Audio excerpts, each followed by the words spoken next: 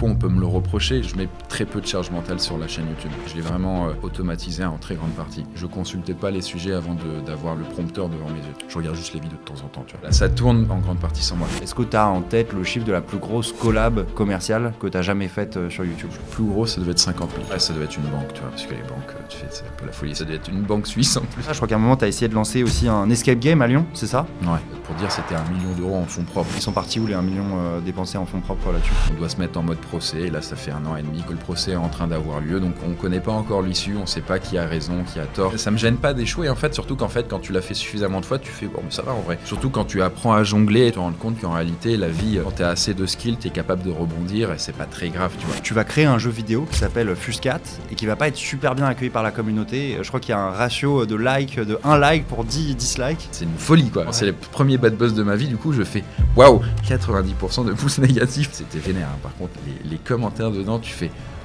il faut être solide quand même. Il est sorti il y a combien de temps du coup ce livre? 1 mois et quelques. Et ça marche bien, t'es content? Non.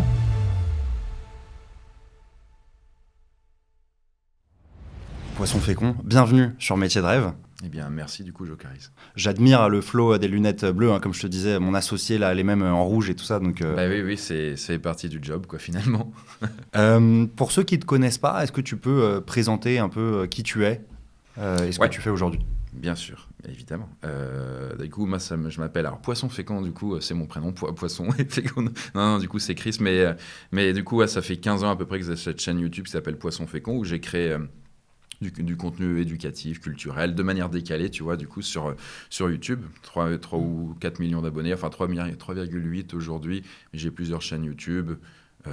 Donc du coup les gens ils me connaissent surtout pour le côté YouTube, et après sur les autres réseaux sociaux j'ai un peu comme toi du coup plusieurs entreprises aussi maintenant. J'ai créé plein d'autres expériences, j'aime bien tester les trucs, tu vois. J'ai fait une sorte de manoir d'horreur du coup où on est un peu enlisé dedans. Là je suis sur le lancement d'une saga un peu en mode Harry Potter. Enfin il y a plein de trucs que du coup je fais grâce à YouTube, l'énergie que ça me permet d'avoir, l'argent, le temps, tu vois. C'est ça qui est cool. Alors, où est-ce que tu vas commencer ta vie? Dans quel milieu social tu vas grandir? Milieu moyen, plutôt... Ouais, ma mère, du coup, elle est auxiliaire de puériculture, donc elle s'occupe des enfants, tu vois, à la crèche. Et mon père, il est pâtissier, et puis après, il est conseiller prud'homme, donc très belle vision de l'entrepreneuriat, tu vois. C'est ça dans lequel j'ai grandi là-dedans, tu vois. C'était à Pantin, donc là, j'en reviens. J'ai passé un petit peu de temps chez elle, du coup. Et puis, donc, ouais, c'est une petite ville, du coup, au bord de Paris, sans trop d'histoire. Je crois que les études, ça te fait pas trop kiffer, non? Tu vas même pas passer le bac, tu vas arrêter les études avant? Pas du tout. Non, le bac, alors en fait, c'était un peu laborieux à ce moment-là, parce que j'ai arrêté les études, ensuite j'ai repris, etc. J'ai fait plein de lycées différents. Ça me cassait un peu les pieds, je t'avoue. Mais non, mais c'était... Finalement, j'ai passé le bac, je me suis dit, parce que c'était pour rassurer mes parents, je suis allé quand même jusqu'au bout. Après, j'ai fait une licence de psycho. Mais ça servait pas à grand-chose. Toi, tu le dis toi-même aussi sur les études où c'est quand même un peu bancal, et je pense aujourd'hui, à l'ère de l'IA, ça l'est encore plus. Mais moi, j'ai dit, mais qu'est-ce que je suis en train de faire du coup? Ça n'a pas de sens, tu vois. Donc, tu as hésité à arrêter avant le bac et à te lancer dans du graphisme directement. Puis après, tu t'es dit, bon, je vais quand même passer le bac pour rassurer les parents et faire mes études de psycho. Ouais, me rassurer peut-être un peu moi-même, mais bon, après, de toute façon, c'est du bordel quand t'es petit. Hein. Quand t'as 20 ans, tu sais pas trop quoi faire de ta vie et tout, même si tu sais un peu... C'est pas simple, parce qu'aujourd'hui, du coup, je conseille pas aux gens de faire des études, mais en même temps, est-ce que je leur déconseillerais d'en faire? En fait, il faut aussi se dire, qu'est-ce que ça vaut une vie sans études et une vie avec? Aujourd'hui, avec tout le bagou que j'ai pas besoin d'études, je fais tac, tac, tac, et c'est bon, tu vois, je veux dire, parce que du coup, on a beaucoup d'expérience. Mais dans le passé, quand t'as 20 ans, il y a trop de trucs que tu sais pas de la vie, et t'es incertain sur beaucoup d'aspects, donc je pense que les études, ça aide aussi à... peut-être à te cadrer, à apprendre les bonnes choses. Je sais pas s'il y a beaucoup de gens en fait qui sont faits pour ne pas pouvoir suivre un cursus qu'on leur demande, tu vois. D'accord. Tu penses pas non plus que les études c'est un scam qui joue sur la naïveté des jeunes qui savent pas forcément à quoi ressemble le monde pro et si, qui se disent l'envers du décor, c'est-à-dire si tu vas pas dans ce scam, bah du coup c'est peut-être encore pire, tu vois, parce que du coup t'es encore plus livré à toi-même et t'es complètement paumé, tu vois. Aujourd'hui, avec les IA qui peuvent te former sur plein de trucs, peut-être le discours va évoluer, mais néanmoins, ça reste quand même très laborieux. En fait, je pense je sais pas. Écoute, faut prendre les stats, les gens qui n'ont pas fait d'études et les gens qui en ont fait, sur l'ensemble des gens et pas juste des entrepreneurs qui font 1 milliard, tu vois. Je pense pas que ce soit très reluisant pour les gens qui n'en ont pas fait. Mais après, je dis pas d'en faire non plus, tu vois. C'est un peu particulier. Ouais. Non, je vois ce que tu veux dire. Moi, Donc, bon, je sais pas si tu sais, mais je suis assez proche du coup des étudiants, voilà, et donc notamment tu vois, dans les étudiants, il y en a qui font des masters en finance, et en fait, la boucle logique avant, c'est les gens, ils étaient prêts à payer des masters en finance hyper chers, hein, ça coûte entre 30 et 50 000 balles, C'est fou. parce qu'ils se disent derrière, je vais faire de la fusion-acquisition ou de la banque d'investissement, et je vais être très très bien payé. Ça fait rêver, hein, c'est métier de rêve. Ouais, et en fait, aujourd'hui, l'IA, c'est les premiers métiers que ça remplace, que tu n'as plus besoin de payer 80 000 balles un gars qui va faire des PowerPoint toute la journée. Donc en fait, la boucle, elle marche plus. C'est-à-dire qu'ils se retrouvent à investir 30 à 50 000 balles dans un master, et derrière, il n'y a plus de job, en fait, parce qu'il n'y a plus vraiment de job pour les juniors dans ces métiers-là, quoi. Et en fait, bon, les écoles, forcément, il y a une certaine inertie, parce que bon, elles ont leur cours qui est orienté vers des métiers business, voilà, finance, conseil, tout ça, qui ont été remplacés par l'IA. Ouais. Et à côté, il y a plein de métiers, comme tu l'as dit, dans les startups, dans les scale-up, dans la tech et tout ça, mais les écoles n'ont pas encore adapté, pivoté voilà, leur formation. Donc il y a un peu un problème avec, du coup, une file d'attente qui se crée sur le marché de l'emploi et pas mal de chômage chez les jeunes de grandes écoles, les mieux diplômés, Bac+5, tout ça. Après, ça va, ils auraient pu faire un master en sociologie, tu vois. Et là, ils seraient encore plus perdus, du coup, peut-être. Au moins, ils comprendraient ce qui leur arrive, tu vois. Ouais, je sais pas, ouais. Non, c'est pas simple, ouais. C'est pas simple, voilà. Comment et pourquoi tu te lances sur YouTube ? Parce que j'étais un peu, je sais pas, dans ma tête, j'étais un peu entrepreneur, du coup, mais j'avais pas ce mot à l'époque, je connaissais pas, et c'était les débuts d'Internet, enfin, pas d'Internet, mais plutôt de YouTube. Il y avait pas trop de contenu. Bon, honnêtement, je regardais Norman Cyprien, Mister V et tout, et puis j'aimais bien ce qu'il faisait, tu vois. Et puis je me dis, bah, c'est un nouveau skill que je peux choper, parce que j'aime bien apprendre des trucs.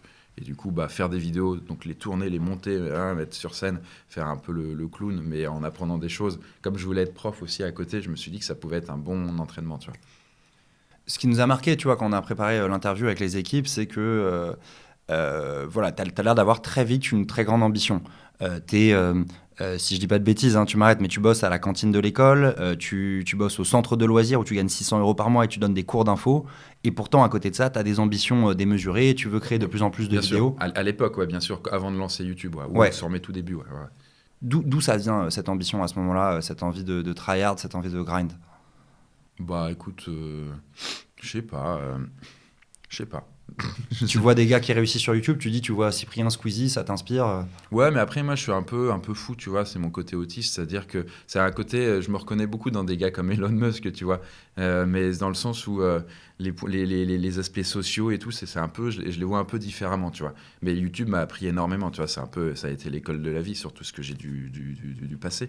Mais en gros, tu vois, c'est que je le vois un peu en mode jeu vidéo. Toi, en plus, du coup, tu as un passif là-dedans, tu vois. Donc, c'est vraiment, c'est un peu du gaming, tu vois. C'est-à-dire que le jeu vidéo, la vie, c'est un peu un jeu vidéo.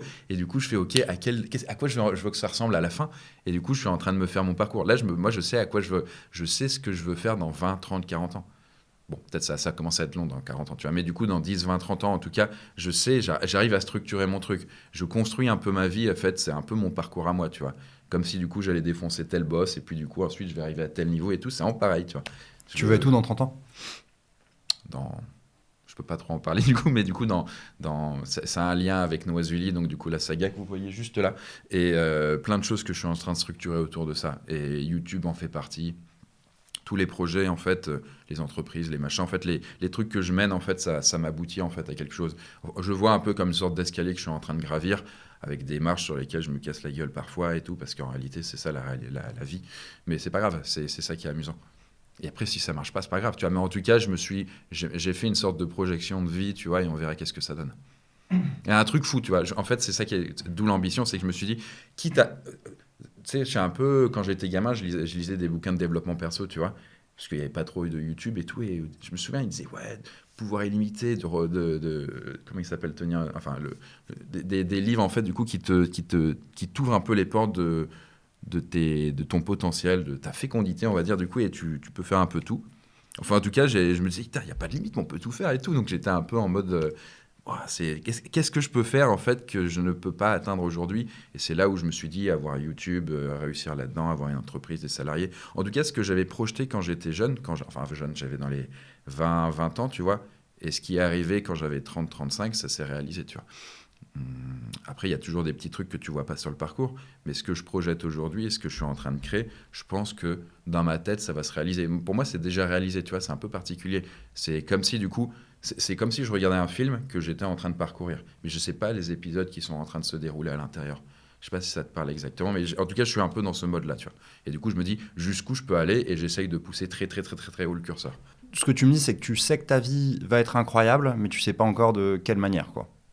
Si, je sais comment, de quelle manière, mais je connais pas en fait les péripéties à l'intérieur. D'accord. Je vois le grand parcours du film, les grands moments, les grands axes, mais je sais pas en fait qu'est-ce qui va m'arriver sur le parcours. Et c'est ça qui est rigolo aussi, tu vois. Et peut-être que je me trompe, je sais pas. Et cette confiance, elle te vient du fait que, ouais, si le Chris de 20 ans, de 15 ans voyait ce que tu étais devenu aujourd'hui, voyait le poisson fécond d'aujourd'hui, il serait très fier, il serait étonné, il serait... Bon, ouais, il s'est dit ça a marché, je dirais comme ça. Il n'y a pas de rêve que tu avais que tu n'as pas réalisé, quoi, pour le moment, quoi. Tu dirais. Ah bah si, là je suis à un centième de ce que j'ai envie de faire. Mais ce qui peut paraître bizarre parce que j'ai fait quand même pas mal de trucs, j'imagine, tu vois, mais pour peut-être pas mal de gens. Mais dans ma tête, je suis vraiment en mode, je vise les étoiles, tu vois, ou alors l'océan, ça dépend comment on voit les choses, tu vois. Mais c'est ça qui est cool, je me dis, putain, qu'est-ce qu'on peut faire de ouf, quoi, du coup, dans ce monde, tu vois. Et à quel point les gens, ils pensent que c'est impossible. C'est ça qui est marrant, du coup, de pouvoir se dire, bah les gars, on va voir. On va voir à quel point c'est impossible. Excuse-moi, je te coupe. Fait que je vous parle d'un truc, j'ai testé un outil récemment et ça m'a retourné le cerveau. Aujourd'hui, c'est possible de lancer des sites qui vont générer de l'argent et tout ça sans savoir coder. Et ça te prend même pas 1 heure. Ça me fait la transition parfaite pour vous parler de notre partenaire de confiance, Hostinger. Ils ont un nouvel outil qui s'appelle Hostinger Horizon et le concept est assez fou. Tu peux créer un site complet juste en discutant avec une IA. Mais là où ça devient intéressant, c'est que tu peux t'en servir pour créer un vrai business en ligne. Par exemple, tu peux lui demander de créer un site pour vendre un service, un outil simple ou une offre. Et ensuite, tu peux ajouter la monétisation dessus. Regarde, je te montre. Je lui demande, crée-moi un site à mon image, celle de Jocariz, avec différents packages commerciaux pour toucher plusieurs types de clients. Start-up, grande entreprise, école. Je veux quelque chose de pro avec un formulaire de contact. Et là, en quelques secondes, il te génère déjà une première version du site. Mais surtout, là où ça devient vraiment intéressant, c'est que tu peux aller beaucoup plus loin. Tu peux par exemple lui demander directement d'ajouter un agent qui conseille directement tes clients en fonction de leurs besoins. Et en fait, tu peux intégrer des fonctionnalités intelligentes comme des chatbots, des systèmes de recommandation ou même des outils interactifs. Et tout ça en l'écrivant dans le prompt. Donc en quelques minutes, tu crées non seulement un site, mais un outil qui peut interagir avec tes clients et les convertir. Ensuite, tu peux modifier ce que tu veux, tester des idées, lancer rapidement. Et là, tu as déjà un site qui est prêt à être lancé. Alors évidemment, ça ne veut pas dire que tu vas devenir riche en 10 minutes, mais ça enlève énormément de friction pour tester des idées de business. Et ça, aujourd'hui, c'est ultra puissant. Si vous voulez tester Hostinger Horizon, je vous ai mis le lien dans la description pour bénéficier d'un code promo de 10% avec le code Jocariz. Merci encore une fois à notre partenaire Hostinger de soutenir la chaîne et on reprend tout de suite avec l'épisode Métier de rêve. Tu dis que Elon Musk t'inspire beaucoup. Est-ce que tu peux développer là-dessus? Ça m'intéresse. Ouais. Je sais pas si toi t'es inspiré déjà par le monsieur, tu vois, parce qu'il laisse pas les gens indifférents. Moi, j'avoue, alors je mets de côté ses opinions politiques, hein, Oui. mais c'est quelqu'un que je respecte énormément, Elon Musk, parce que j'ai une ambition démesurée et avoir ce niveau d'ambition-là où tu dis je vais faire de l'humanité une espèce multiplanétaire et ça fait 25 ans que je bosse sur le sujet et personne n'y croit, tu vois, tout le monde se dit c'est impossible de vivre sur Mars, tout ça. Mais aujourd'hui, je pense que c'est la cause principale de toutes nos guerres, c'est qu'on n'a pas accès, tu vois, à toutes les énergies dans la galaxie, tout ça, tu vois. Bon, il est assez fou pour réussir, tu vois. Mais je suis d'accord de ce que tu dis quoi, sur le sujet. C'est vrai que, en fait, Elon Musk, c'est quand même un personnage qui m'inspire beaucoup, tu vois. J'ai lu des bouquins, j'avais même un portrait de lui quelque part. Moi, je l'ai arrêté parce que quand les gens ils viennent chez moi, ils disent attends, t'aimes bien ce mec? Et je fais bon, non, mais moi, c'est pour le côté ambitieux et l'entrepreneur. Ses opinions politiques, du coup, je sais pas, tu vois. Donc, bon, bref. Mais du coup, voilà, Elon Musk, c'est pour plein d'aspects, du coup. D'une certaine manière, son parcours, son mode de pensée, il est quand même un peu fou, tu vois, du coup, mais c'est une folie, du coup, qu'il réussit à contenir pour réussir des grandes choses. Tu sais, il y a une expression qui dit aussi qu'entre un fou et puis, du coup, un génie, la seule différence, c'est qu'il y en a un qui a réussi, tu vois.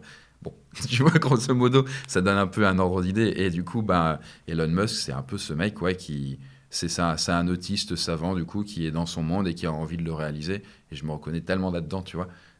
Tu vois, c'est rigolo. Ouais. J'ai quelqu'un qui me rapportait que... tu vois que c'est Carlos Diaz ou pas ça ne parle pas? Je suis pas sûr. Bon, bref, il disait que les investisseurs en ce moment en Silicon Valley, voilà, ils ont des profils très précis d'entrepreneurs dans lesquels ils investissent. Ouais. Et c'est principalement des autistes avec 152 QI, quoi. Genre, c'est le profil qu'ils recherchent, tu vois. Ou quelqu'un qui a une revanche à prendre sur la vie, tu vois. Alors, peut-être, je retranscris mal ces paroles, mais bon. En tout cas, je suis d'accord avec toi que une certaine forme d'autisme, ça peut être un avantage dans l'entrepreneuriat, ouais, je pense, ouais.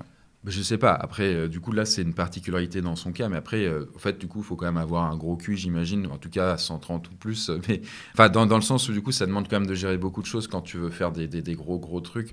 Donc, ça peut être un avantage. Mais après, le cul, on s'en fout. C'est qu'un aspect. Il y a l'intelligence émotionnelle qui est hyper importante aussi. Il y a plein de trucs, tu vois. Le cul n'est qu'un aspect. Et bon, tu vois. Je reviens sur tes débuts YouTube, parce que c'est comme fou l'histoire. On est en 2014, tu as 4000 abonnés, et tu dis dans une vidéo, voilà, tu montres tout ce que tu fais, hein, tu fais vraiment ce qu'on appelle du building public dans l'entrepreneuriat, et tu dis d'ici 1 ou 2 ans, je vais gagner ma vie complètement de YouTube. Voilà, pour rappeler, hein, pour les gens qui n'ont pas forcément bien connu cette époque, en 2014, ça n'existe quasiment pas, des gens qui gagnent complètement leur vie sur YouTube. Quand on est au tout début de la monétisation YouTube, c'est fou. Comment tu arrives à avoir cette conviction pour dire face cam, d'ici 1 ou 2 ans, je vais gagner ma vie full-time sur YouTube. Bah, après, quand j'ai fait cette vidéo, ça s'appelait les EDK, et ça devait être l'épisode 1, tu vois. J'ai un peu arrêté, hein, je me suis un peu calmé, mais en même temps, c'était marrant à faire. Du coup, je pense que j'étais dans les tout premiers, peut-être le premier, je sais pas. Et du coup, c'est vrai que je racontais un peu ça. Et en fait, c'était une vidéo en fait, pour me prouver aussi que j'allais le faire aussi, tu vois, parce que tu sais, tu te challenges et du coup, tu te mets publiquement en stress, même s'il n'y avait pas grand monde qui a regardé la vidéo, tu vois, à ce moment-là. Mais ouais, après, il y avait quand même les youtubeurs. Du coup, j'avais fait une vidéo sur le salaire des youtubeurs à cette époque et il y avait quand même des montants sympas, hein. Il y en a, ils faisaient 10, 20 000, 30 000 balles, tu vois, Par mois? par mois. Alors, si j'estimais à partir de leur vue, genre à partir une vue, c'est 1 euro, tu sais, c'était le bordel avant. Enfin, pardon, c'est 1000 vues, 1 euro. Et du coup, bah, j'avais fait un peu mes calculs à partir de ça. Je me suis dit, non, mais c'est possible. Il faut juste que je fasse beaucoup de vues, tu vois. Donc, j'en étais à 1 millième de ce que je sais même pas, un 10 millième du coup de ce qui était possible, tu vois. Aujourd'hui, les plus gros youtubeurs, tu dirais qu'ils font combien par mois ou par an en France? Moi, je pense Squeezie à 500 000 peut-être par mois, peut-être 500 000 balles par mois. C'est tout? Ah ouais, tu penses il fait pas 10 millions de chiffre d'affaires, tu penses? Par mois, non. Par an, non, par an. Non, bah si tu multiplies par 12, ouais. Bah 500K x 12, ça fait 6 millions. Enfin, c'est pas qu'il Ouais, le fait. ouais, je pense. Ouais, ouais. Ok. Moi, je pense, ou plus, peut-être 1 million. Non, en vrai, ça peut être des gros chiffres. Je pense entre 500 000 et 2 millions d'euros Par mois, d'accord, ok. par mois. Ouais. Donc, ok, donc les plus gros à plus de 10 millions de CA par an, quoi. Pour te dire, moi, je suis à 100 000 balles par mois, mais toutes boîtes confondues, et je sais que j'ai plusieurs chaînes, tu vois, et j'ai plusieurs business, tu vois. Donc, ça fait plutôt ouais, 100K par mois. C'est quoi tes différents business? Comment ça se décompose Bah, il y a les YouTube. En fait, YouTube, c'est le plus gros parce que tu as t'as les vues YouTube, et après, tu as les placements de produits à l'intérieur, donc c'est une grosse part. J'ai de la formation où j'aide les gens, du coup, à réussir aussi sur YouTube, donc voilà, c'est de l'accompagnement, du coup, mais je mets mon image, du coup, dessus, donc c'est un truc qu'on avait relancé qui est assez cool. Il y a le bouquin que vous voyez encore une fois derrière, du coup, mais là, on peut pas dire que je gagne de l'argent, c'est au lancement. C'est le nouveau projet un peu en mode poisson fécond d'il y a 15 ans qui essaye de parier sur le futur. Et là, je mets beaucoup d'énergie à l'intérieur. J'avais ce manoir d'horreur, du coup, j'avais créé une sorte d'escape game géant à Lyon, mais du coup, qui est en stand-by, parce que je suis un peu en procès, c'est un peu compliqué, mais qui pouvait rapporter, en tout cas, qui pourrait si ça sortait. J'ai différents projets comme ça, en tout cas, c'est ceux qui sont sur le feu actuellement. Ok, et si on rentre un peu dans YouTube, parce que voilà, on parle pas mal de créateurs économie aussi sur la chaîne, est-ce que tu peux détailler un peu quels sont tes revenus YouTube, comment ça se décompose entre vraiment les revenus AdSense, c'est-à-dire qui sont en fonction de tes vues, t'es un énorme YouTuber, voilà, t'as quasiment 4 millions d'abonnés, et quels sont plus les revenus des collaborations commerciales, comment ça se décompose? C'est moitié-moitié à peu près, je pense. Ouais. Ok, Donc, peut-être 40 000 de chaque, ouais. 40 000 de chaque par mois, c'est ça? Ouais, Ok, par mois. ok, À la louche, comme ça. ok. Ça dépend des mois, mais globalement, c'est ça. Donc, ok, donc 80% de ton business, c'est YouTube, à Ah peu ouais, près, ouais. ok. C'est énorme, ouais. Et tant qu'on y est, voilà, pareil pour qu'on se rende compte, est-ce que tu as en tête le chiffre de la plus grosse collab commerciale que tu as jamais faite sur YouTube? Je pense que le plus gros, ça devait être 50 000, tu vois. C'est quand même Ok. très rare, et ça devait être une banque, tu vois, parce que les banques, c'est un peu la folie. Ça devait être une banque suisse en plus. Peut-être Ok. 50, entre 40 et 50 000 peut-être. D'accord, Je ok. sais pas, un truc comme ça. Mais sinon, c'est beaucoup plus, c'est plus bas, tu vois. C'est plus dans les 10 000, 20 000 peut-être parfois. Ok, ok, très clair. Ok, et donc après, il y a le business du livre, voilà, bon, qui est pas forcément un business rentable encore. Non, après, de toute façon, c'est les livres. En fait, de toute façon, le milieu de l'édition, c'est un milieu compliqué, tu vois, mais comme je suis un peu en mode. Enfin, je l'aborde avec un angle très entrepreneur, tu vois, c'est-à-dire que je fais pas les choses comme n'importe qui, du coup, quand je vais faire ce truc. Ce livre qui s'appelle Noisuli, je sais pas si tu as lu Harry Potter ou au moins vu les films. Ouais, je suis grand fan d'Harry Potter. Bon, bah, tu vois, c'est vraiment peut-être, tu vois, une sorte de jokeris du futur, du coup, qui adorerait Noiselis si ça réussit comme je l'espère. Et du coup, il dirait, ah, trop bien, machin. Du coup, j'ai adoré Harry Potter et puis j'ai adoré Noiselis. C'est un peu le mode que je me mets, tu vois. Sachant que Noiselis, ce roman, c'est le premier tome, c'est vraiment une sorte de livre immersif parce que tu as énormément d'illustrations à l'intérieur, tu as de la musique à côté. Et donc, du coup, l'idée, c'est vraiment d'emporter les gens dans ce truc-là. Mais je le vois en mode saga, c'est-à-dire c'est sur 10 tomes et il y a une Ah ouais. énorme construction en fait que je fais tout autour de ça. C'est-à-dire que je fais beaucoup de communication autour de ça et j'essaye de trouver des trucs assez originaux. Par exemple, on a créé des livres créateurs, c'est-à-dire des livres avec des couvertures personnalisées que j'ai offert à certaines personnes. 100 personnes quand même, tu vois, donc ça prenait un peu de temps. C'était dans les stratégies. On a plein d'axes, du coup, avec une partie de l'équipe, du coup, pour essayer de faire en sorte de faire parler du livre. Il y a d'autres projets dédiés qu'on crée autour de ça. En gros, l'idée, c'est de faire monter en mode synergie, un peu comme du Disney, plein de trucs qui permettent en fait de se nourrir les uns les autres, tu vois. D'accord, ok, de faire toute une promo autour, Ouais. autour du livre un peu folle, Mais quoi. faut se laisser le temps du coup de le faire parce que je pense que le produit est bon, sinon ça peut pas fonctionner. Mais ça reste un pari dans tous les cas avec mon éditeur. Mais du coup, c'est des années et des années de travail sur lesquelles on va être. Sur le tome 1, après il y a le 2 l'année prochaine, le 3, le 4 et tout. Et je pense à un moment, ça finit par péter parce que du coup, tu as un effet, tu sais, tu as un seuil critique. Les sagas, ça fonctionne souvent un petit peu comme ça aussi, tu vois. On va voir. Il est sorti il y a combien de temps, du coup, ce livre? Là, récent, mais 1 mois et quelques. Ok, et ça marche bien, t'es content des premiers? Non. Non. Ok. Non. Enfin, je suis pas content du coup dans le sens où les ambitions sont trop élevées pour que ce soit. Je peux pas me projeter sur ce que je fais là. J'ai quelques milliers de ventes et tout, tu vois. Donc ça n'a aucun sens si je me payais juste avec le nombre de ventes qu'il y a juste sur ça. Mais c'est comme quand tu commences une chaîne YouTube, tu dis putain mais le nombre d'heures que je passe là-dedans, ça n'a aucun sens et je fais Ouais. 50 vues. Mais tu dis mais t'en fous des 50 vues parce qu'un jour peut-être tu feras 50 000, 100 000, 1 million et tout, tu vois. Mais c'est un travail du coup répété. Ouais, complètement. Donc ouais, bah, c'est ça après, tu vois. Mais tu penses que, ouais, tu te dis ça marche pas trop pour le moment, mais c'est peut-être plus un sujet de marketing. Tu penses que le bouquin tu es convaincu que le produit est bon, que le bouquin est bon, qu'il y a une audience quelque part qui va kiffer. Il faut, ouais. Parce Ok. que- il faut, ouais. Parce que du coup, c'est un mix. Alors, dans tous les cas, si le produit n'est pas bon, ça va être très compliqué sur la suite. Mais je pense que le produit l'est. J'ai vraiment mis toute mon énergie là-dedans pour que du coup, ça aligne la plupart des trucs qui font que alors, c'est un livre que j'ai adoré écrire et que du coup, je veux, que j'aurais aimé lire quand j'étais jeune, tu vois.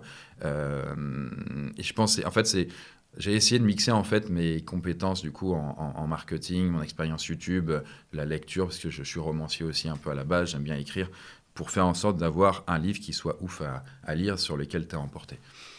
Mais même un livre qui est exceptionnel, ou même un très bon livre, comme une très bonne vidéo YouTube, parfois ça ne décolle pas parce que du coup, il faut plein de facteurs différents qui font que ça va la faire monter, quoi.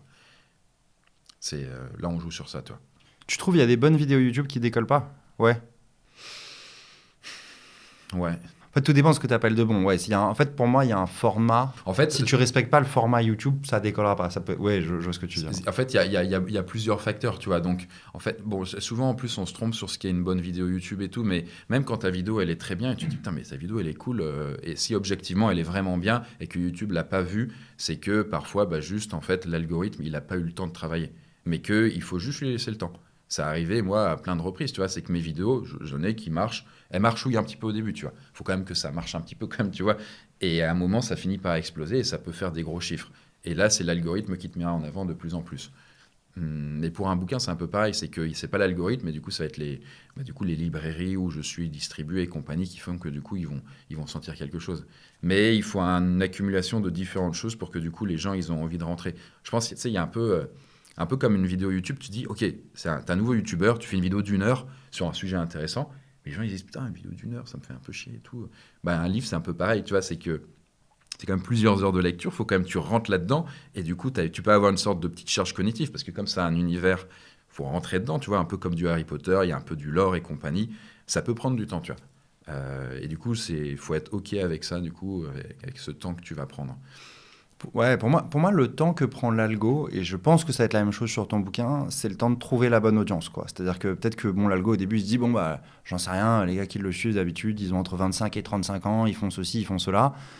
Et donc, ils tentent à ton audience habituelle, tu vois. Et puis, en fait, Ouais, ouais. voilà. Et puis, au bout d'un moment, ils trouvent, j'en sais rien, peut-être que c'est des gens plus jeunes, je dis n'importe Ouais. quoi, hein, j'ai pas lu le livre, mais ces gens plus jeunes qui kiffent, et là, boum, il y va plein de balles. Et je pense que, ouais, tes libraires, c'est peut-être ça, faut le temps qu'ils comprennent. Parce qu'une fois que tu es sur la bonne audience, l'algo, il fait son travail de le pusher aux gens similaires.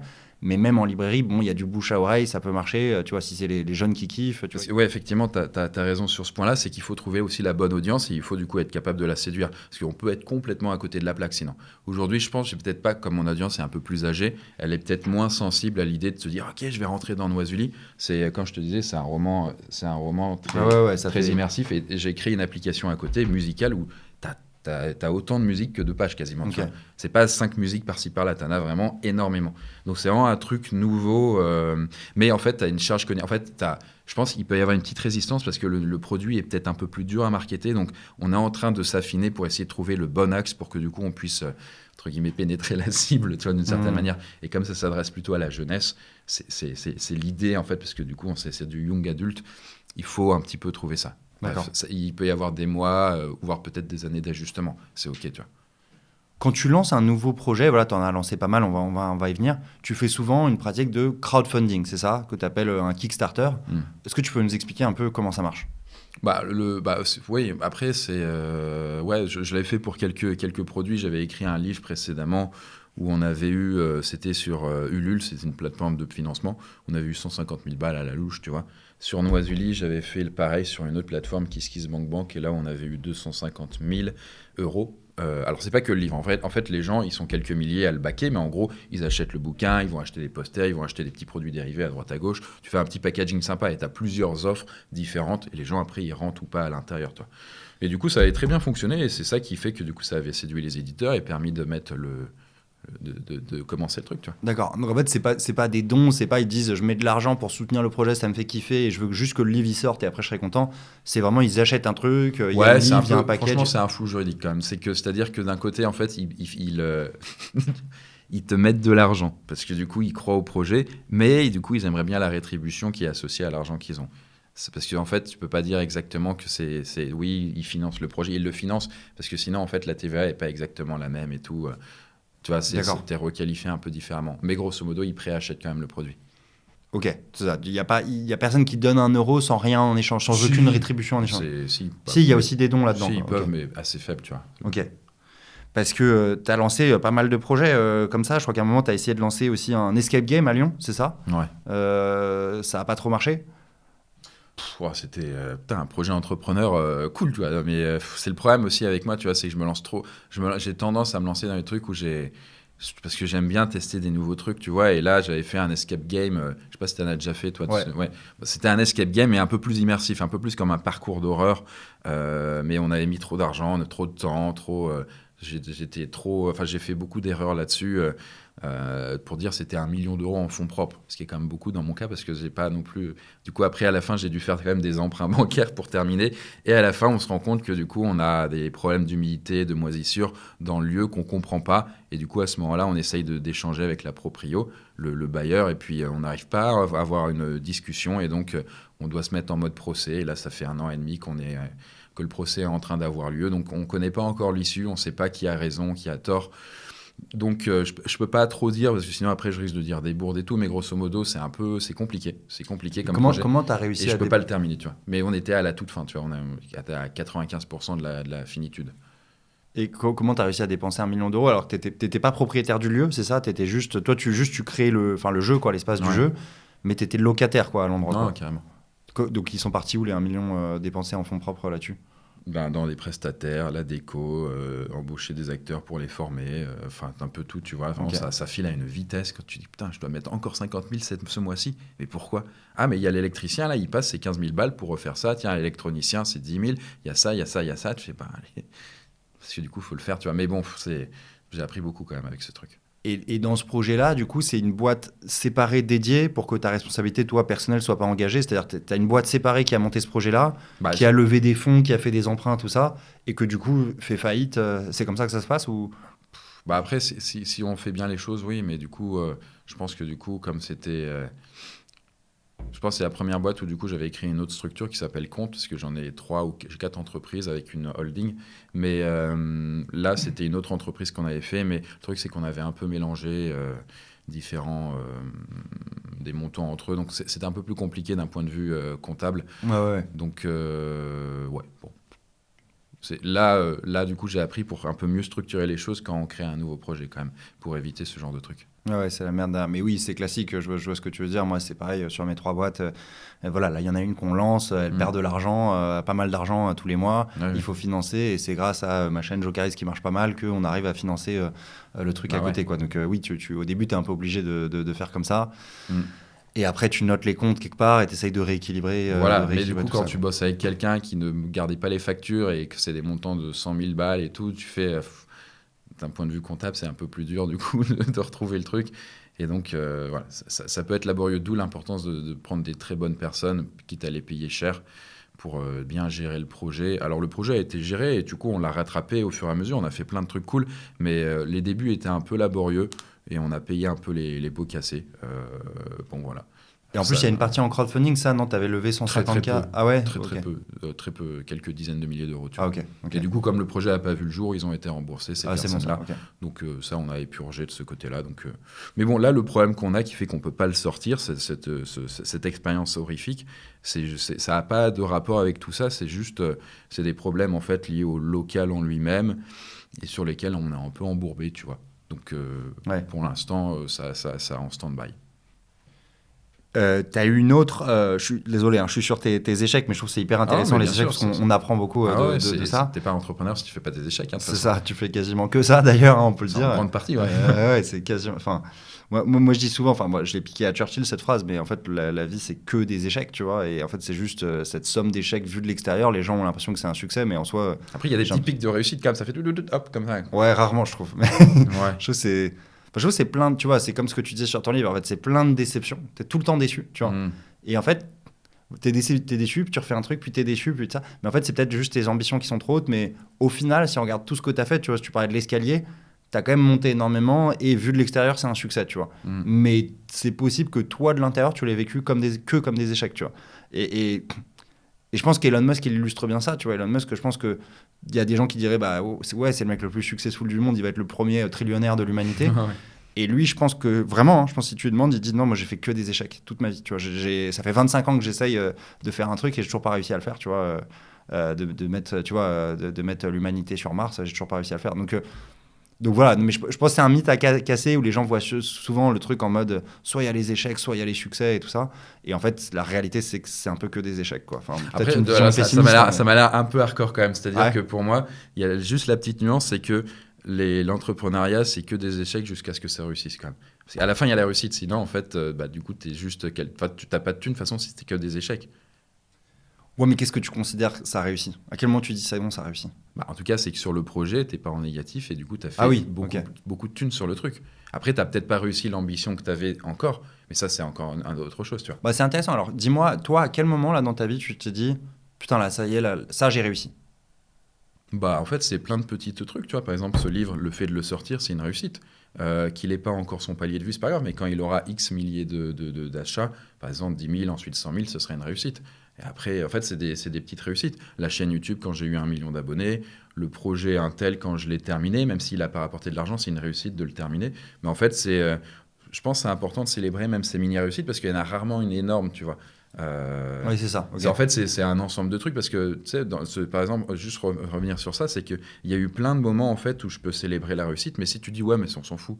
L'important, c'est juste de réussir quand j'aurai 1 million de personnes, je sais pas quoi, mais à un moment, ça n'arrive pas, tu vois.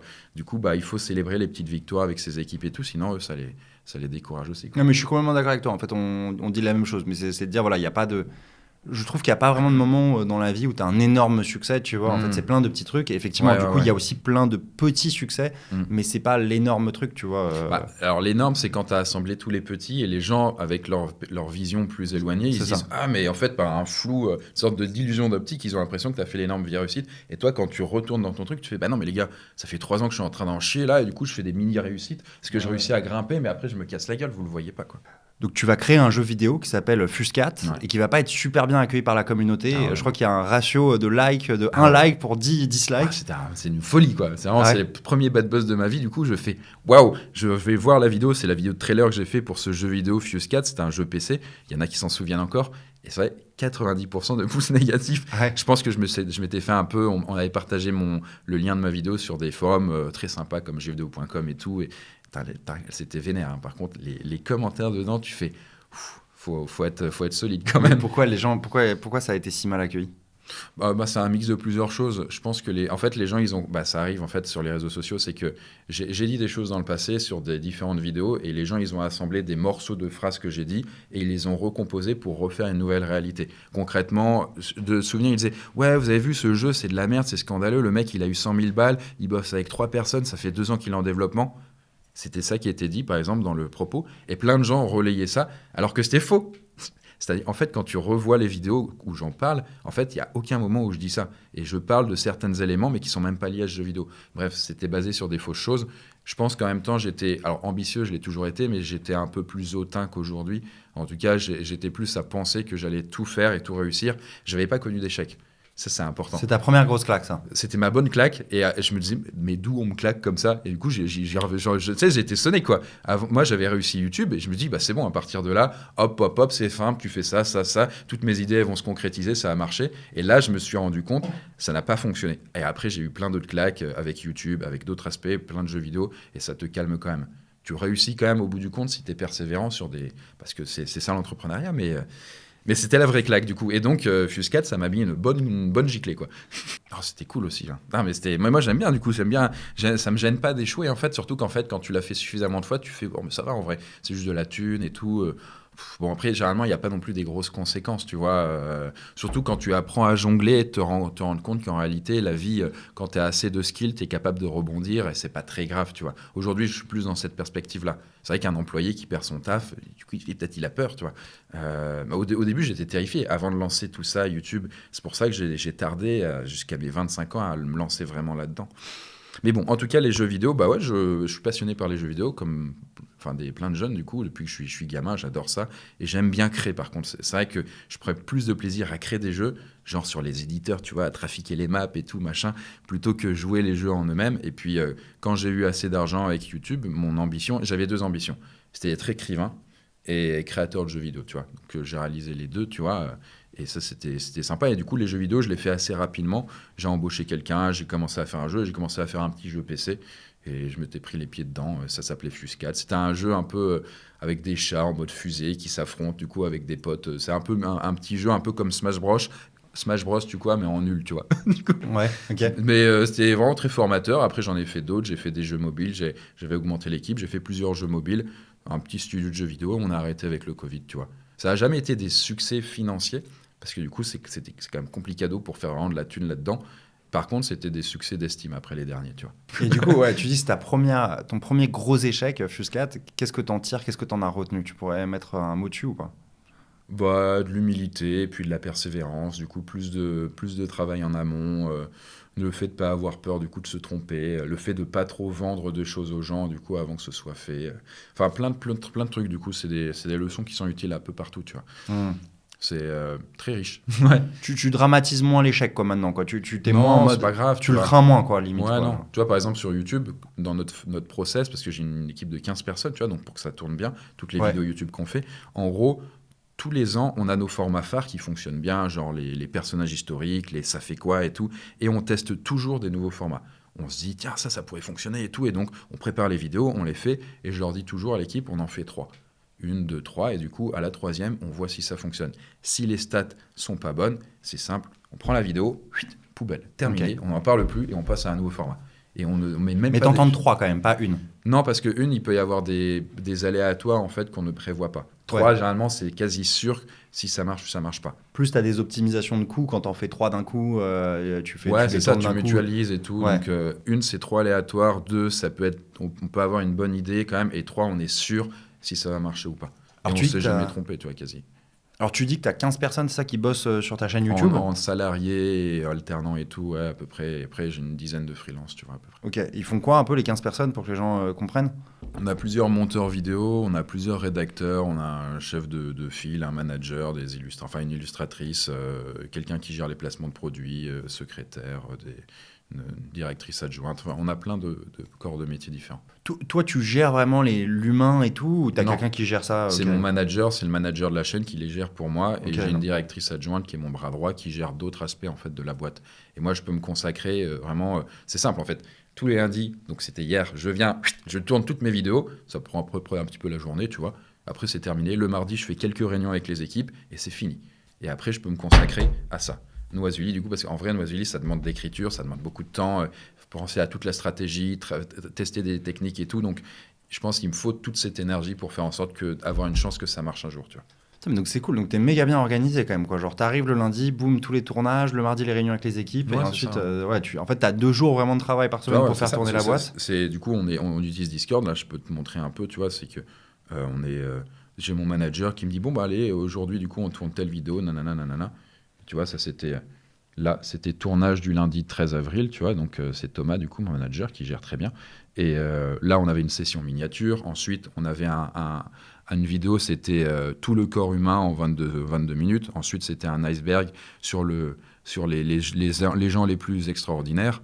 Ensuite, on avait une vidéo en fait qui était liée du coup à la jeunesse. Après, on avait une vidéo liée au sommeil, du coup, sur les substances qui fait que ça t'aide à dormir. Bref, tout ça, ça prend 5-6 heures, tu vois, à peu près. Et puis c'est bon, je rentre à la maison. Puis... Mais tu t'as même pas à te familiariser avec les sujets la veille, et ça, c'est Bah, t'arrives, boum, sur le Discord, tu vois le bah, truc, alors, tu dis, allez, là je vais parler du sommeil, boum, t'es face cam, j'ai et un peu t'envoies. industrialisé quand même la chose, tu Ouais. vois. C'est-à-dire que je suis allé en loin dans le truc. C'est que parfois on peut me le reprocher, je peux comprendre, mais du coup, je mets très peu de charge mentale sur la chaîne YouTube. Je l'ai vraiment automatisé en très grande partie.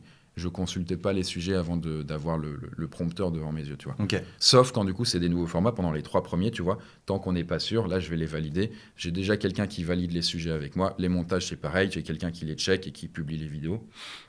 Je regarde juste les vidéos de temps en temps, tu vois, mais rarement. Juste pour me dire, bon, à quoi ça ressemble et tout. Ah oui, c'est toujours ça, poisson fécond. Mais du coup, voilà, ça tourne en grande partie sans moi. J'aime bien les jeux vidéo, tu sais, les jeux vidéo d'automation. Je sais pas si tu connais un petit peu. Je sais pas si ça te parle. Non, ça me parle pas. C'est un type de jeu du coup qui a explosé avec un jeu qui s'appelle Factorio. En gros, du coup, c'était un jeu. Tu contrôles un petit bonhomme et du coup, il peut miner des ressources, genre du fer ou alors du bois. Sauf que du coup, à un moment, il se rend compte, c'est quand même plus simple si je crée une machine qui va miner pour moi et ensuite je mets un tapis roulant pour récupérer les denrées et à partir de ça, je crée des machines qui vont les transformer en autre chose. Et à la fin, lui, il mine plus les ressources, il crée des machines qui minent tout pour lui et il crée une fusée, il va sur Mars, tu vois. Ok. Et du coup, tu fais, ouais, trop bien. Et du coup, moi, j'adore ce principe-là, du coup, où tu construis en fait un système qui fait que ça peut tourner entre guillemets sans toi. Je trouve ça très. Ouais. C'est bien, en fait, finalement, on n'a plus besoin de toi. Alors, c'est vrai qu'il y a mon image, tu vois. Si j'arrête de mettre mon image, ça s'effondre. Mais sinon.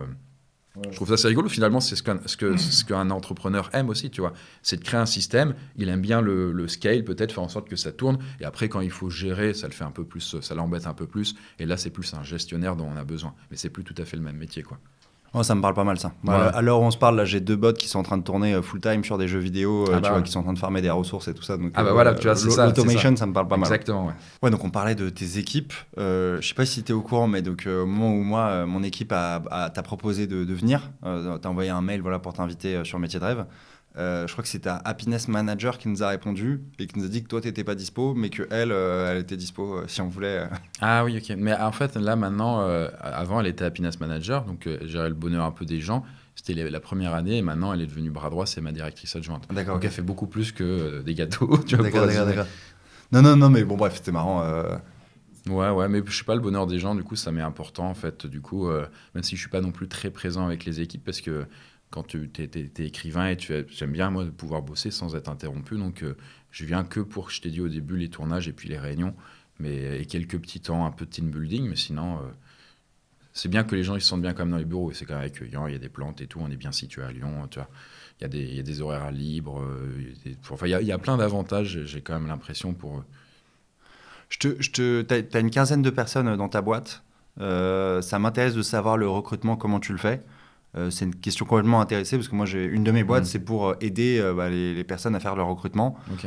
Soit sur la partie sourcing, c'est-à-dire, je sais pas, tu as une offre pour ton prochain chef de prod et avoir des centaines de candidatures là-dessus. Soit sur la partie screening, tu vois, c'est-à-dire tu as des centaines de candidatures. ma proposition de valeur, c'est je te transforme tes 200 candidatures en 5 qui sont pertinentes, tu vois. Mm. Toi, j'imagine qu'en tant que créateur de contenu, quand tu mets une offre avec toute la communauté que tu as, globalement, tu as plein de candidatures. Et ton problème, il est plus sur le screen de toutes ces candidatures-là, quoi. Un peu plus, ça dépend les profils, effectivement. Mais oui, globalement, c'est un peu plus ça. Donc, si on est si des boîtes lambda que vous avez, c'est différent si vous n'avez pas la notoriété qui vous aide d'avoir une grosse masse de personnes.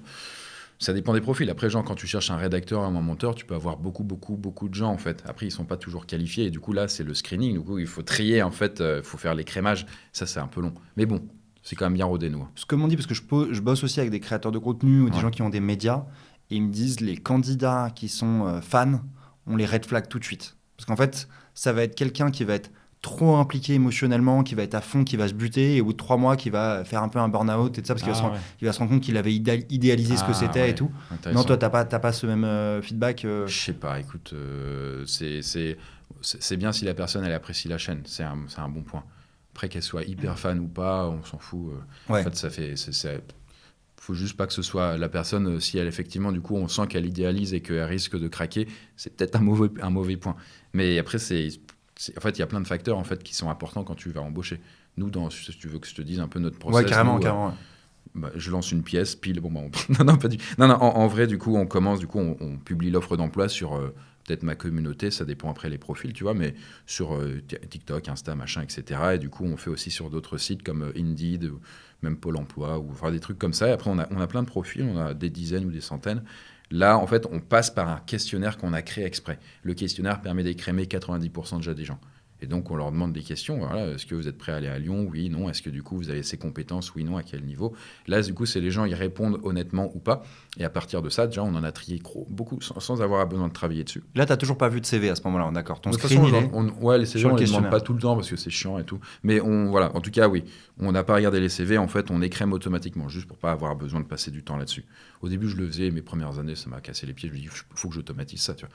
Donc là, on l'avait automatisé. Après, on fait une shortlist, on récupère en fait les profils qui ont l'air intéressants. Il y en a peut-être 10-20 qu'on va choper, les meilleurs. Là, on leur fait un petit call du coup de 5-10 minutes pour leur poser quelques questions initiales, juste pour voir en fait s'ils sont alignés et si la personne a l'air complètement bizarre au téléphone. Tu vois. Donc, c'est une personne de l'équipe, c'est typiquement Happiness Manager, du coup maintenant ma bras droit qui le fait. Donc on fait bon, oui, vous êtes vraiment prêt à aller sur Lyon, est-ce que c'est vraiment ça vos compétences, vous postulez bien à l'offre. Alors étonnamment, ça permet de trier déjà une bonne partie. On en jarte encore peut-être la moitié, parce que on se dit, ah non mais en fait la personne elle est complètement à côté de la plaque, elle est dispo que dans 6 mois, en fait elle a publié, elle voulait pas trop, en fait il y a plein de trucs où on n'imagine pas, mais juste par téléphone, ça nous évite d'avoir à nous taper en fait un entretien de compétences et tout après, tu vois. Okay. Parce que peut-être ça t'est déjà arrivé, tu sais, genre tu fais passer des tests à la personne, et là tu l'as en entretien en vrai ou en visio, et tu sais, même en 5 minutes, ça va pas le faire. Mais elle peut raconter ce qu'elle veut, tu sais, c'est mort, tu bosseras jamais avec moi. Et bien ça, pour éviter, parce que du coup, ça fit pas, tu vois, émotionnellement ou d'un point de vue valeur et tout. Et ça, on peut le sentir en quelques minutes, tu vois. C'est comme quand tu rencontres quelqu'un, en fait, avec qui tu parles, tu sens ça va le faire ou pas. Ça, par téléphone, ça permet quand même de trier facilement. Et tu penses que tu es obligé de le faire par téléphone? Tu penses que moi, mon IA, elle peut pas te le faire? C'est-à-dire que nous, en fait, c'est des entretiens face à notre IA qui testent aussi l'intelligence émotionnelle, tu vois, tout un tas de trucs et tout qui sont en fonction de ta grille. En fait, tu vas designer toi ton agent IA, c'est-à-dire tu vas chatter avec mon gars, tu vas dire pour moi c'est ça qui est important, voilà la fiche de poste, je veux qu'il ait ça, ça et ça et ça. Et ensuite ça te fait un feedback, ça te les classe tous avec une note et ça va te mettre les points forts et les points faibles des gars et tu peux revoir par exemple les 3 meilleurs, quoi. Trop bien. Mais après nous on l'a fait il y a 10 ans, tu vois, donc il n'y avait pas les IA. Donc ça on utilise le même système, jusqu'ici on n'a pas réutilisé l'IA. Peut-être que du coup, ça peut être un level up qu'on pourrait faire. Ça, c'est vrai que ça peut être hyper pertinent. Mais je sais pas. J'ai pas vu le test avec ou sans IA. En tout cas, nous, on appelle. Après, on fait un test de compétences. Ça permet de jarter encore des gens. Et après, on a un entretien du coup avec moi ou des gens de l'équipe pour voir si humainement et dans les valeurs et puis dans le profil, du coup, ça fonctionne. Tu vois. Donc, ça dure une petite heure aussi.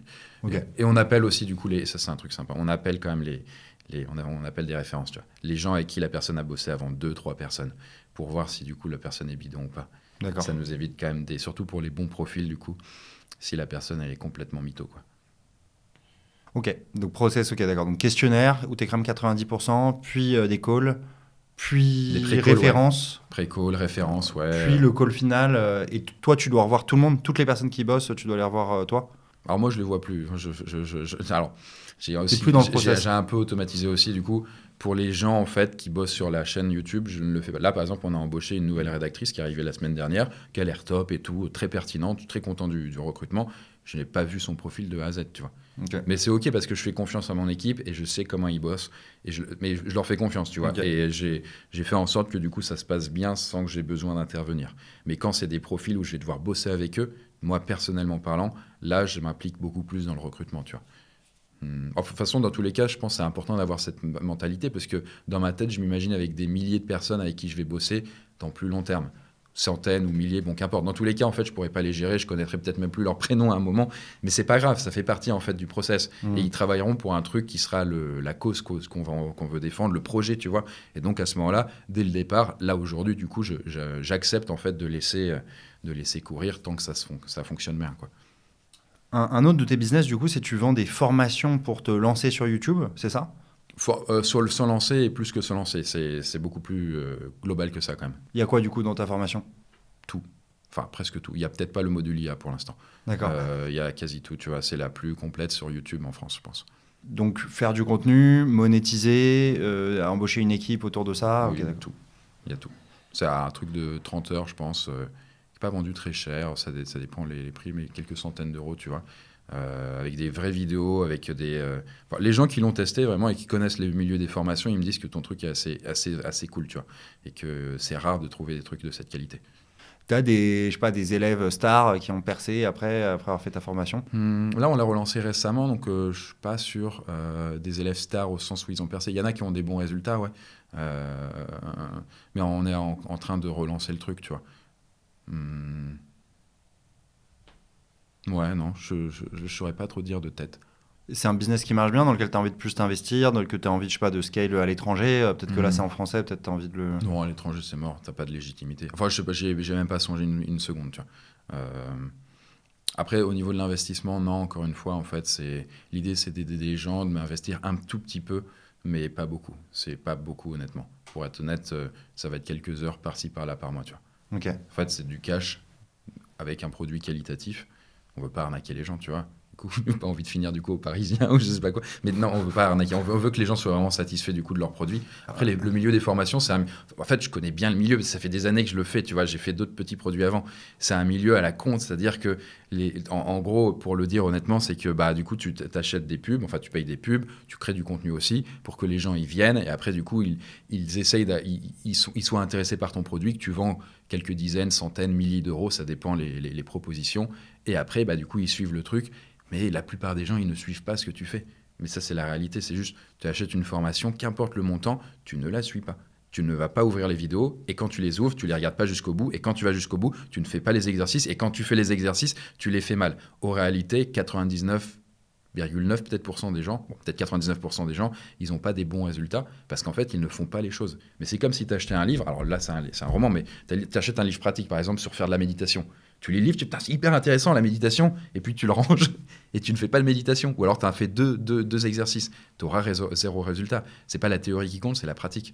Et ça, je peux rien faire à ça. Je leur dis après, du coup, les Et élèves. là, ce que tu me dis, c'est que pratiquez. les gens, ils ne font même pas la formation. C'est même pas Non, qu'ils ne mais- pratiquent pas derrière. En fait, ils achètent le livre et ils ne lisent même pas le livre. Ils se disent, je le fous dans ma Ouais, mais bibliothèque. ça, c'est la réalité. C'est partout, tout le temps pareil. De toute façon, tu achètes des livres. Moi, j'ai combien de livres que j'ai pas lus? Je crois que j'ai une pile de 30 livres et j'en ai lu 2 dedans, tu vois. Mais les 30, ils m'intéressent, je les ai achetés parce que je veux les lire. Et je suis pas en train de dire que ma formation, les gens, ils la regardent pas.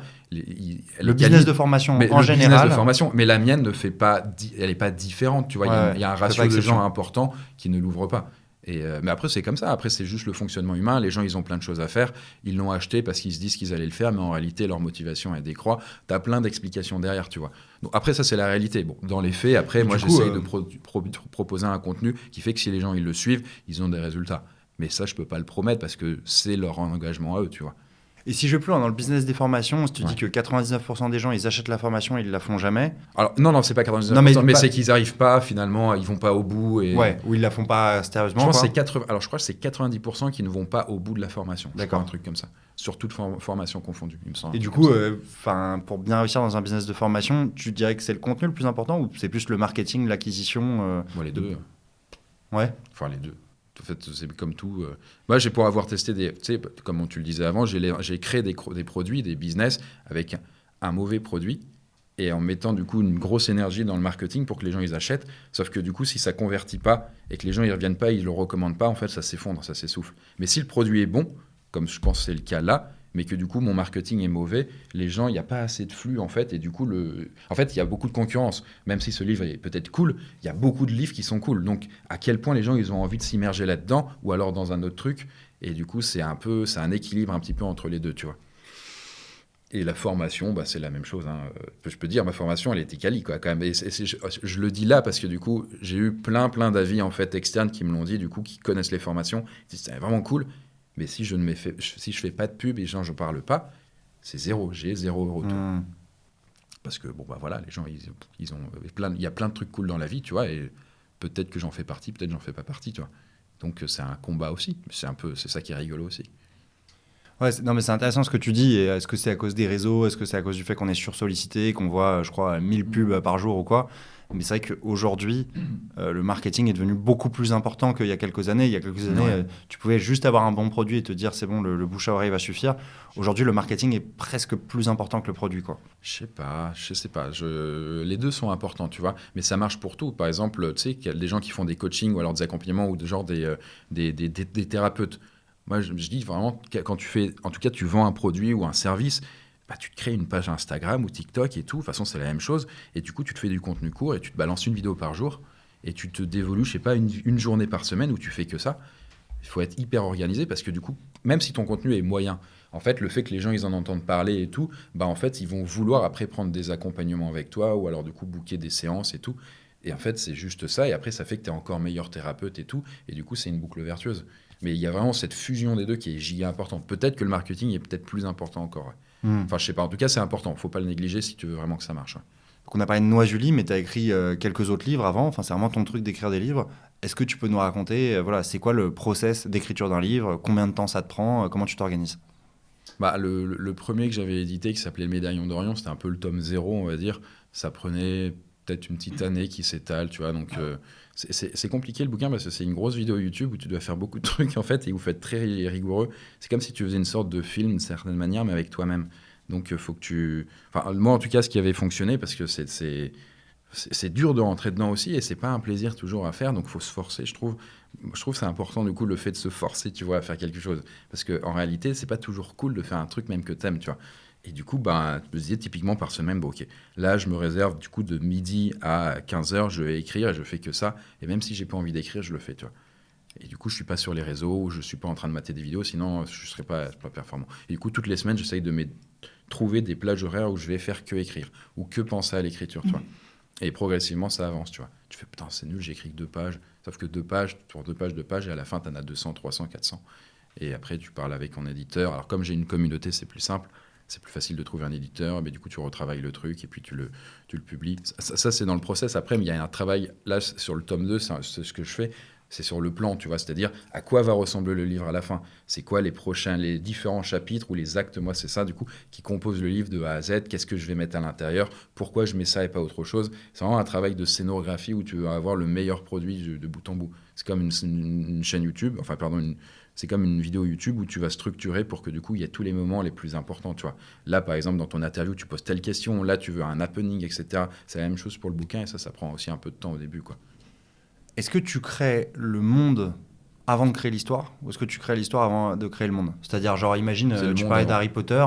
Est-ce que tu as déjà Dumbledore, Rogue, et ils ont déjà leur propre histoire et en fait, il va leur arriver un truc à des persos qui ont déjà une histoire hyper riche? Ou est-ce que, en fait, d'abord, tu as ton histoire, puis tu as des persos qui viennent compléter C'est ça? un mélange des deux, mais grosso modo, tu crées le monde avant quand même. Tu structures. J'ai déjà fait dans un précédent livre que je n'avais pas publié, mais où j'avais passé beaucoup de temps. C'était une première saga que je voulais faire. J'avais créé l'histoire avant de créer le monde. C'était une erreur, tu vois.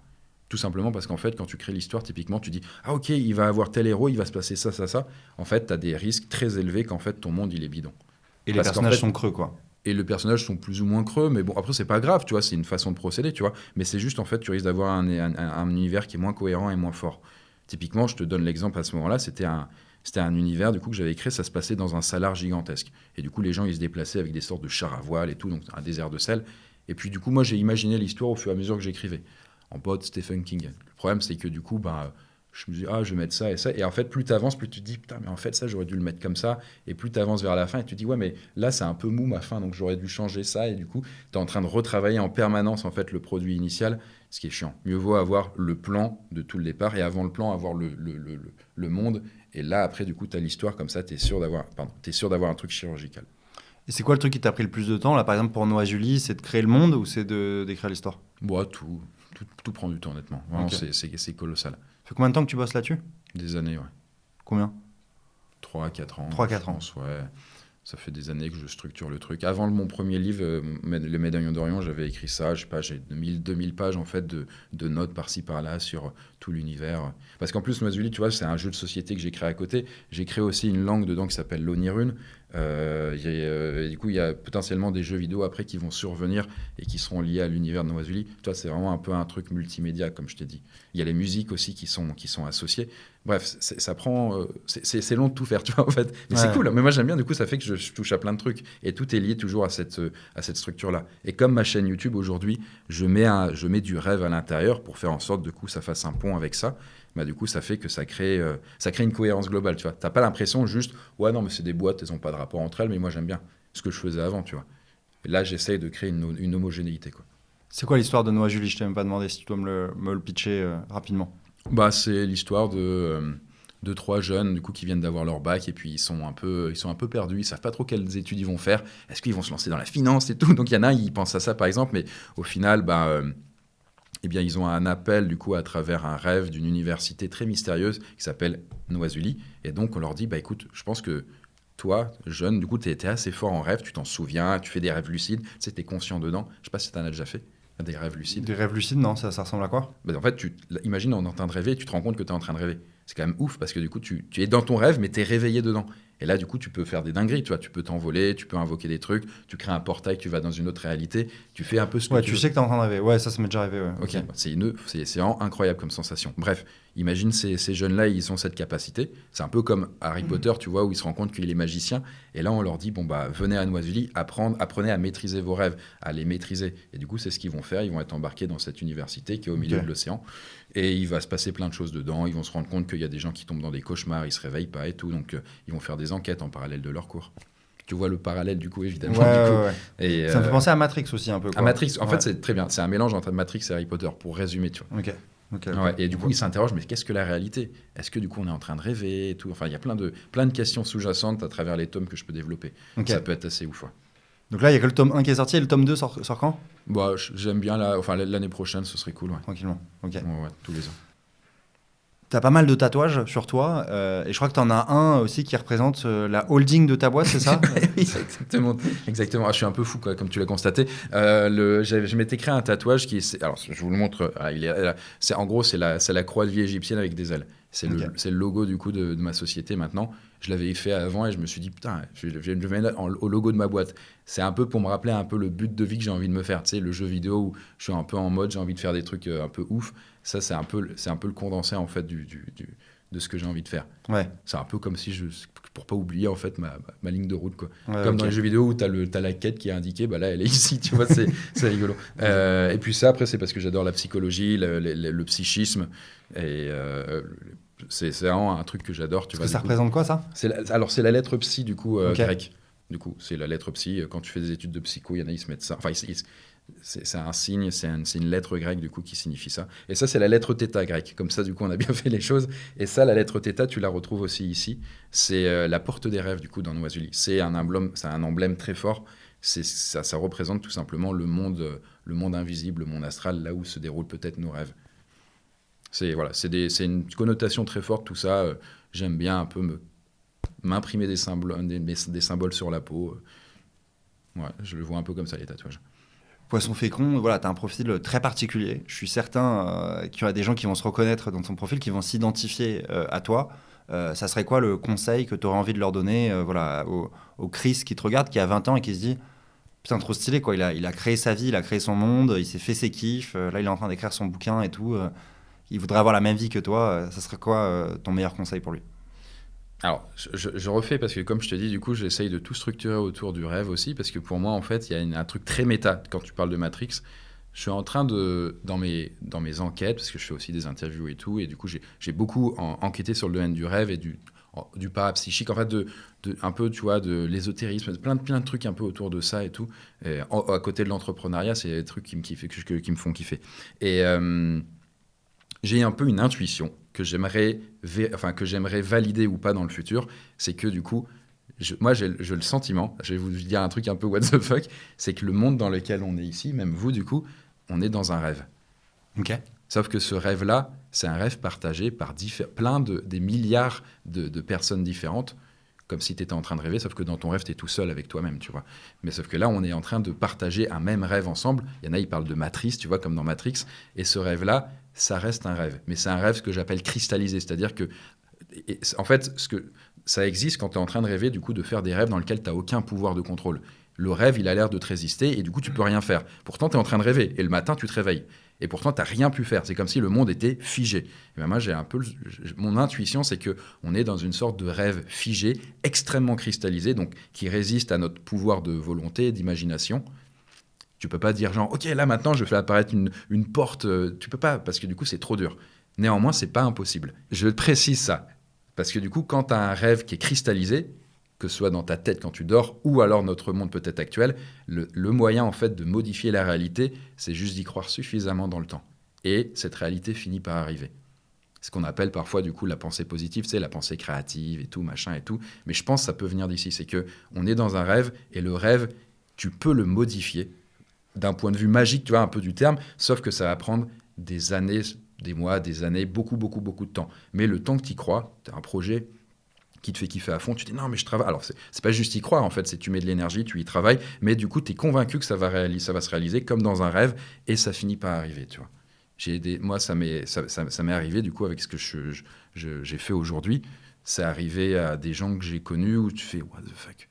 Ça peut arriver en quelques jours. Si ton désir, en fait, il n'est pas très compliqué à se manifester, tu vois. Et parfois, ça peut prendre des années, peut-être une vie, peut-être jamais aussi, je sais pas, après, tu vois. C'est un peu mon intuition. Du coup, j'ai cette idée-là. Et du coup, pour répondre à tes viewers, si vous êtes dans un rêve cristallisé, mais qui n'est pas totalement cristallisé, ça veut dire que vous pouvez le modifier. Et donc, si vous croyez suffisamment en quelque chose que vous voulez réaliser, que vous voulez faire en sorte que ça devienne réalité, vous pouvez, il faut juste que ça prendra du temps, en fait. Il y a une inertie de bâtard. Donc, continuez à garder cette énergie jusqu'à ce que ça se réalise. C'est pour ça que, du coup, je dois être à fond là-dessus. Il ne faut pas que j'oublie que ça va devenir un jour un truc ouf.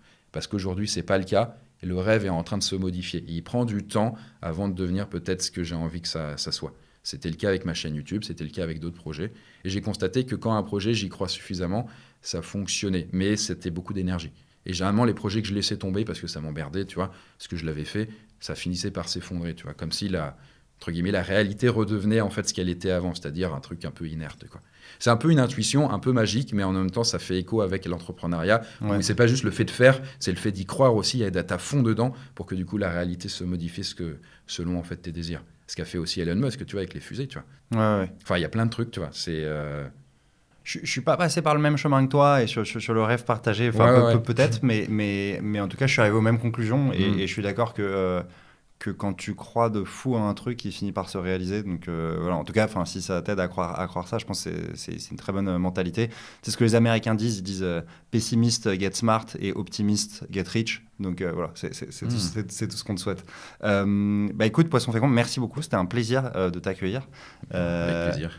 J'ai pas mal de bon, j'en ai pas trop parlé, mais pas mal de similitudes avec ton profil et je vois assez bien la manière dont, en tout cas, ça me parle pas mal la manière dont tu vois les choses et c'était cool d'échanger avec toi. Merci à vous si vous êtes encore là, voilà, d'avoir suivi l'épisode jusqu'au bout. On est quasiment aux 100 000 abonnés, donc voilà, si vous avez kiffé, une super manière de nous aider, ce serait de nous aider à les atteindre.